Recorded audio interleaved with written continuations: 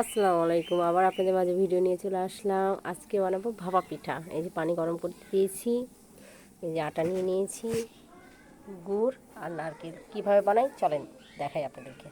এই নিয়ে নিয়েছি চালের গুঁড়া, এখন গুড় আর নারকেল দিব দিলাম। এই যে এখন দিয়ে দিব গুড়, সামান্য একটু গুড় দিয়ে দিব, তারপরে দিয়ে দিব নারকেল, একটু বেশি করে নারকেল দিব।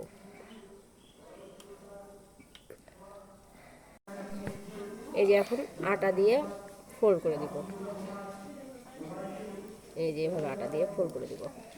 এই যে হয়ে গেছে। এই যে এখন মশারি কাপড় দিয়ে জড়িয়ে দিলাম, এখন দিয়ে দিব। এই যে এখন দিয়ে দিলাম। এই যে আমার ভাপা পিঠা। যদি ভালো লাগে ভিডিওটা লাইক কমেন্ট শেয়ার করবেন, আর এভাবে বাসায় তৈরি করে খেয়ে দেখবেন, অনেক ভালো লাগে। আল্লাহ হাফেজ।